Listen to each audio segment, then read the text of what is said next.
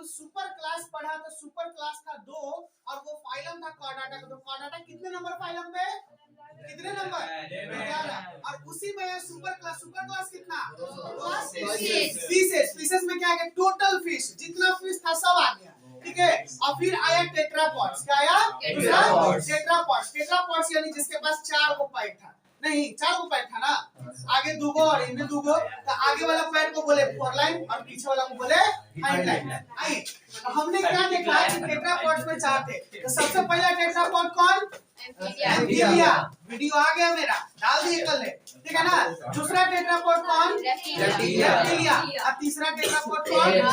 तो पहला टेट्रापॉड में हमने पढ़ा था ये बाबू ये ड्यूअल लाइफ जीता है। क्या जीता है? ड्यूअल लाइफ, यानी ये वाटर में भी रहेगा और पानी में भी रहेगा। यही जानना चाहते थे। गुड, हिलाइए एक बार। यानी ये पानी में भी रहेगा और जमीन पे भी रहेगा, इसीलिए दोनों को बोलते हैं टेट्रापॉड्स। क्या बोलते हैं? क्या होगा? इसको बोलेंगे टेट्रापॉड्स। दूसरा ये ना रेप्टिलिया। ये बाबू रेप्टिलिया को बोलते हैं क्रॉलिंग एनिमल। क्या बोलते हैं? क्रॉलिंग यानी रेंगने वाले जानवर। कैसे जानवर? रेंगने वाले। और तीसरा आया apps, that is the flying animal. Class apps. Let me start. इसको हम लोग बोलेंगे फ्लाइंग। क्या बोले? फ्लाइंग। Why flying? बिकॉज़ इसके पास होंगे विंग्स, यानी इसका फोरलिंब किस में चेंज हो जाएगा? विंग्स में चेंज होगा। फोरलिंब यानी जो हाथ था वो आगे वाला, ये विंग्स में। बर्ड्स आर ओरिजिनेटेड, बीबीआई सेक्शन है, पकड़ कर रख लीजिएगा। ओरिजिनेटेड मतलब ये उत्पत्ति कहां से हुई है, कहां से आया? तो birds are originated at the end of Jurassic period. जैसे ही जुरासिक पीरियड यानी डायनासोर यानी लिजार्ड यानी रेप्टिलिया, डायनासोर को कौन से क्लास में हम लोग रखेंगे भैया?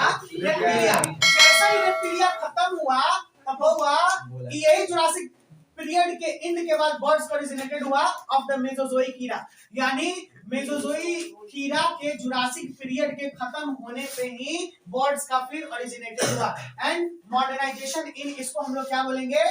क्रिटेशियस ईरा। क्या बोलेंगे? क्रिटेशियस ईरा। फिर से एक बार बहुत अच्छे से सुनिएगा ध्यान से कि birds are originated at the end of Jurassic period of the Mesozoic era and modernization in Cretaceous era, ठीक है ना। यानी जुरासिक ईरा के खत्म होने पर, जुरासिक ईरा किसमें आया था? मेसोजोइक ईरा के पीरियड में, ठीक है ना। मेसोजोइक ईरा में जुरासिक पीरियड आया था। मैंने बताया था ईरा क्या होता है? ईरा एक बहुत सारा युग रखता है, ठीक है ना। ईरा का मतलब युग, अब पीरियड का मतलब अवधि, यानी उस ईरा के दौरान बहुत सारे उसमें पीरियड आ जाएंगे। तो उसी पीरियड में एक था आपका जुरासिक पीरियड, ठीक है। जुरासिक पीरियड के खत्म होने पे बर्ड्स का ओरिजिनेशन हुआ, जो कि न्यू लेटेस्ट मॉडर्नाइजेशन कहलाया क्रिटेशियस, ठीक है। तो हम लोग बोलेंगे कि इन द बर्ड्स, ठीक है ना, इन बर्ड्स which period या which era is well known? the Cretaceous era and Jurassic end के Jurassic period के end में, Jurassic period के end में क्या था? Jurassic period के end में पूछे ना सर, ऐसा क्या? Jurassic period के end में क्या ओरिजिनेट हुआ? Birds ओरिजिनेट हुआ। Study of birds is known as, ये पकड़ लीजिएगा, पूछता है competitive level तक। और mythology, और mythology is what? A study of birds। और mythology is what? Study of birds। और mythology study of ornithology, study of birds. बढ़िया। ये बाबू और जो इसका पढ़ाई करते हैं उसको बोलते हैं ऑर्निथोलॉजिस्ट। और इंडिया के सबसे बेस्ट ऑर्निथोलॉजिस्ट हैं डॉक्टर सलीम अली। और इन्हीं के ऊपर मूवी बनाया गया था रॉबर्ट 2 पार्ट 2 आया था ना, रॉबर्ट पार्ट 2, ये थे रॉबर्ट पार्ट 2, इन्हीं के ऊपर, इन्हीं के बेस पे बनाया गया था। और इन्होंने उस मूवी में क्या बताया पता है? क्या बताया? कि जो हम लोग मोबाइल इस्तेमाल करते हैं इसका फ्रीक्वेंसी जो होता है रेडिएशन, अच्छा हाँ, ये जो रेडिएशन होता है बहुत हाई होता है, जिससे पक्षियों लोग बहुत ज्यादा मरती हैं। और पक्षी जो होता है हमारा एनवायरनमेंट का सबसे इंपॉर्टेंट इकोसिस्टम में चेन का काम करता है। अगर वो मर जाएंगी तो फिर हम लोग में मुर्गा कैसे खाएंगे? जिंदा नहीं रहेंगे। क्या मुर्गा कैसे खाएंगे? मर जाएंगे। मुर्गा देखिए पक्षी अलग चीज हो गया, मुर्गा अलग चीज हो गया, ठीक है। कुछ चीजें जो होती हैं जैसे हम लोगों में बहुत, देखिए बहुत ऐसे पक्षियां जो होती हैं, the birds, the most of birds that indicate the our ecosystem is very good, ठीक है ना। इन वेरी गुड मतलब बहुत ही अच्छा हमारा इकोसिस्टम, यानी हमारा एनवायरनमेंट बहुत अच्छे तरीके से चल रहा है। लेकिन किसी चीज का खात्मा होना, it's mean it is the indication of danger, ठीक है ना। ये डेंजर का खतरा का ये प्रभावित करने लगता है। जैसे अगर आप बात कीजिएगा कि बहुत जैसे पानी खत्म होने लगा, तो पानी खत्म होने लगा तो ड्रफ का डेंजर आएगा कि नहीं, ठीक है ना। उसी तरीके से तो वहां पे डॉक्टर सलीम अली ने यही बताया कि जितने भी रेडिएशन आ रहे हैं, जैसे कि अब जो भी इंडस्ट्रीज है, जो भी बहुत सारे क्या बोला जाता है टेलीफोनिक इंडस्ट्रीज, जिसको बोल रहे हैं टेलीकॉम इंडस्ट्रीज, वो एक दायरा में रखा जाता है, जैसे गवर्नमेंट जो अलाउ करता है, गवर्नमेंट पास करता है कि रेडिएशन इतना ही हर्ट्ज में उसको रिलीज करना है, उतने ही रेडिएशन में रिलीज कर सकता है। लेकिन कुछ कंपनियां ऐसी होती हैं कि अपने आप को, अपना टावर को बहुत बढ़िया बताने के लिए वो बहुत सारे रेडिएशन को छोड़ देती है, जिससे कि वहां पे रहने वाले जीव जंतु होते हैं वो बहुत ज्यादा प्रभावित हो जाते हैं। आप रहिए ना, देखिए ना जहाँ पे टावर लगा होगा वहां पे देखिए कितना बड़ा प्रभावित होगा टावर, ठीक है ना। Release the heat radiation also, ये तो रेडिएशन छोड़ ही रहा है, साथ साथ में हीट भी रिलीज करता है। हाँ, वहां पे फिर लोग बहुत ज्यादा बीमार रहेंगे, ठीक है ना, बहुत तरीके से, क्योंकि रेडिएशन जो होता है always affect us. All radiation are always, जैसे यूवी रेडिएशन का नाम आपने सुना होगा, full form ultraviolet radiation. What causes is, it causes a skin cancer, ठीक है ना। all radiation are the harmful for us, even if we talking about the x-ray, x-ray is a type of radiation, ठीक है ना, जिसको हम लोग खास करके x-ray जो होता है बॉडी के चीजों को फ्रैक्चर जाने के लिए करते हैं। तो क्या it is good for us और bad for us? It is बिल्कुल ऑब्वियसली बैड फॉर अस।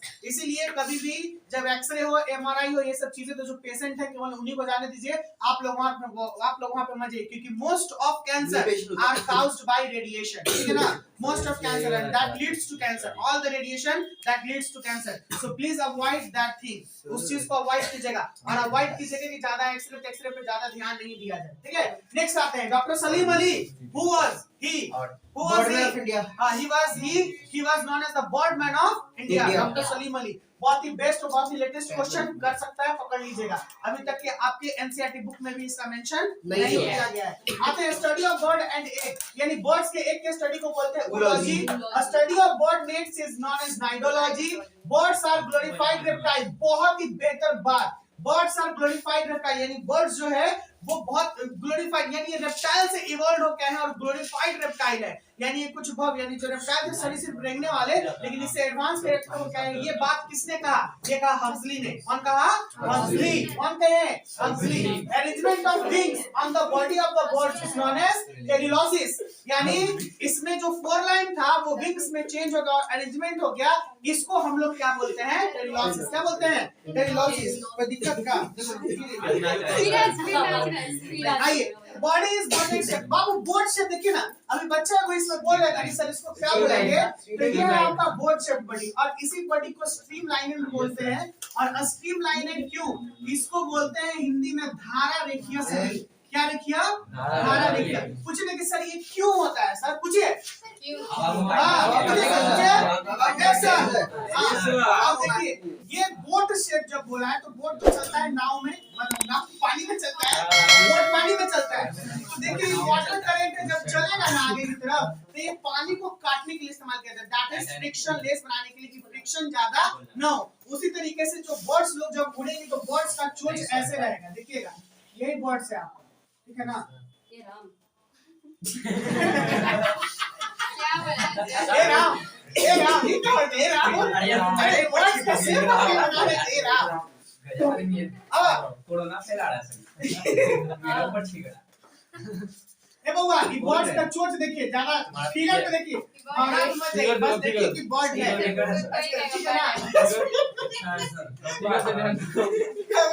कोई भी बर्ड्स है, ये बर्ड्स का चोंच इस पर इसी तरीके से बना जिसको हम बोलते हैं स्ट्रीमलाइनेड, यानी ये एयर में फ्रिक्शन लेस बनाता है ताकि आसानी से उड़ सके, समझ में आया। इसलिए यहाँ पे बोला है कि body is boated shape, it is divided into head, neck, trunk और टेल।